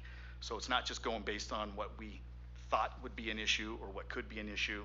We are identifying some of the real life experiences that those 4 pilot schools have gone through the last 6 weeks implementing this system. It can be, operationally, it can be overwhelming. All of the schools say there has to be at least 2 people in the office. There's a lot of activity, a lot of traffic, a lot of busyness going on, and one person can't give their undivided attention for safety, security, and still be able to handle other responsibilities in a timely fashion. They can do it, but time and the efficiency of that didn't make a whole lot of sense. So always having those 2 people, which we've had. having a Spanish speaker to help translate available. Not necessarily someone at the front desk, because many of them don't, but they'll have a health clerk who speaks Spanish, or they'll find they have someone else near that they can say, you know, I need your assistance with some Spanish speaking. So, but that's been pretty important, and you'll see that toward the very end of the last slide, where that one kind of ties in and makes maybe a little bit more sense, and spells it out a little more detailed. They're getting used to their normal new routine, so that's taken a little bit of time to get used to how to manage their desk area, how to manage their phone, how to manage the camera. So it's taken a little bit of that extra learning on their end to get used to that new normal routine. One of the lessons we learned right out of the gate, Charity called me and said, you know, you need to come see this. And so we went over and we started looking at, and the signs were, need to be minimized. And they kind of blended in with some of the COVID signs as far as lots of language, lots of to-dos, lots of this is how. So we learned real quick on day one, simplify the signs and the directions. And that's been happening, or that's happened. Look at it from a logistical point. When we started this process, it was really important to me that we got some feedback and some initial thoughts from the various departments within this district. They're all going to be impacted. They're all going to be affected by it. So where do they see their employees being impacted? Where do they see some of the hiccups and thinking outside the box? They help us think outside the box, I guess. So that was a great opportunity for us to meet with a variety of the departments across this district to kind of get this, because it is a systems change. We're not just deciding if we're changing from Coca-Cola to Pepsi. This is a system change of a way we're doing business now at the front door. And so it has to be rolled out, and it has to be well thought out, and having many people from the different departments at the table at different times was really, really helpful to help creating our action plan and our timeline. You can see that the meeting with and training the individual schools. We met with SSCs, we met with the PTA. That was a recommendation, I think, from one of you that suggested that. Great idea, and we'll continue to build that. And through that, we were able to address questions and concerns right out of the gate before it rolled out. We were able to, it was brought to our attention, some questions and some concerns that we hadn't thought out, right? So a lot of those initial meetings really were essential. And you'll see essential on there a few times, probably a little overly redundant. And then, of course, working with our communications, Elizabeth and Shauna and Caleb in the public relations, making sure all of our stuff was on the websites and on the social media, English and Spanish, making sure videos were done. If you were able to look at the videos that we sent out, rolling out Raptor, the Oscar Award winner, you know, Elizabeth is back there. She was the one performing on that video. But again, Charity and Shauna produced it, choreographed it, scripted it, and it was amazing. But again, getting all of that stuff ahead of time, getting all that stuff in preparation for what are the possible concerns, what are the possible hiccups, thinking through those way in advance, and having that documentation ready, having some initial procedures ready, having those FAQs ready, and then just kind of waiting until now where we can finalize some of those procedures and FAQs and tighten up some of those policies a little bit now that we've met and actually have experimented with this for the last 6 weeks. So grateful for all the departments and all the district employees that have contributed to that. Technical lessons learned is, again, thank you to Chad for loaning us Scott on a regular basis to be able to provide that direct and immediate support. Every day we rolled it out with the pilot schools. Scott and others from his department were there to assist and troubleshoot. Some of it was hardware, some of it could have been software, some of it could have just been helping those that weren't sure how to put it in the machine. Whatever it was, they were remedying every situation. A lesson learned that we hopefully will identify, and I think we've brought this up to the Power School team here, and maybe there's an answer, maybe there's a not, and I apologize for not digging deeper, but in Power School, there's a lot of preferred names. People will go by a preferred name. A parent will put a preferred name because it really doesn't travel much further. Well, now that we're asking for government-issued ID, that's an official name, and now it doesn't register with the Power School. Because the Power School and the system bleed together, work together. So you have to manually input those individuals with their date of birth and some of those information. So we're trying to hopefully work through that a little bit. And of course, you know, one of the aspects that we're doing a lot differently, but differently than other districts across this country, is we're putting the system inside the vestibule. We're making sure that no one can get inside the front office. Many school districts are choosing to allow people to come into the front office and hand it to their front office staff to process. Oh, okay, got it. And so, so looking at that, we have, we put that extra barrier in there, but that extra barrier there now presents itself as it could be a barrier for the technology to get through, but also the time that the secretaries need. So developmental things that we're looking at, the secretaries or the front office staff suggested just continuing to educate our parents, educate our employees, and educate, keep more how-to videos. And then that was a big one for them. And additionally, they want more training on what Raptor can offer. They're ready to go to that next level, those pilot schools, so they feel pretty confident. Talking to the feedback, you can see here, they're very pleased. Office staff gets busy, but it's faster. Haven't had a whole lot of people because of COVID. Hasn't been too busy or a lot of traffic, but again, it's very positive. And 2 people, you really need it in the main office. Another pilot school had indicated that there was a security concern last week that they dealt with, that this would have helped the situation. Spring Creek already went to the advanced level and started to use it to pull emergency lists, so they're practicing with that. And again, most parents, once you explain the purpose of it, the reasoning behind safety and security, that they're behind it. Great feedback, very positive, very positive. I did put in a few of the negatives because I think it's important that you see both sides. Again, you can address those, look at those, but again, most of them are positive once it's explained to them its purpose. Overall, wonderful. Most parents grateful the district is making it more secure, and that's coming from the front office staff. Everybody that's saying that, that's not me or my team. And of course, our migrant education coordinator indicated that she's met with 25 of her parents, Latino parents, whose children go to the pilot schools, and you can see there's been no negative feedback. They feel more secure, grateful, no issues with the equipment, IDs, no issues with any of that. The only issue is before, when they had front office access, they can use their broken language or even hand gestures to get maybe their information a point across. Now that the vestibule is kind of blocking the way, that distance is now slowing down that conversation. But that's really the only, that was the only negative that, again, having that Spanish speaking is essential. Taking our next steps from the lessons learned, we're going to continue to, we'll edit and add to all the communications. We'll modify our trainings to meet those new adds and edits. We'll continue to schedule meetings with the SSCs, PTAs, and then of course our gradual implementation to get these rolled out throughout August and throughout after Labor Day, and then start to plan for Raptor's next component, which is the emergency preparedness part. I have one comment. 2 of the 3 schools that I represent, you know, have this program, and it's very easy to get used to. So when I have to go to Franklin that doesn't have the program, it's like, oh, hurry and get this. So, you know, there's continuity for all of the schools, especially for those of us who have to go to multiple schools in one day. Right. Get it going. You're doing a good job. Keep it up. Thank you. Appreciate it. Any other questions regarding these?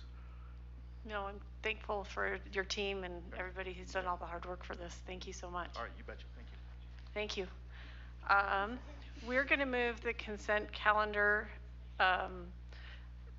Number 9, we already said that's going to be moved to the end of the month meeting. And we'll put the consent calendar and upcoming Google Calendar items on our business meeting in just a minute. We want to just recognize Representative Marcia Judkins for being here. Thank you. Also a former school board member, so thank you for being here tonight. Appreciate you joining us. Is there a motion to adjourn? I move we adjourn the study session. All right, we are adjourned. We will meet back here in 2 minutes. What? we're gonna move it question. to the next meeting. Oh, sorry, Terry.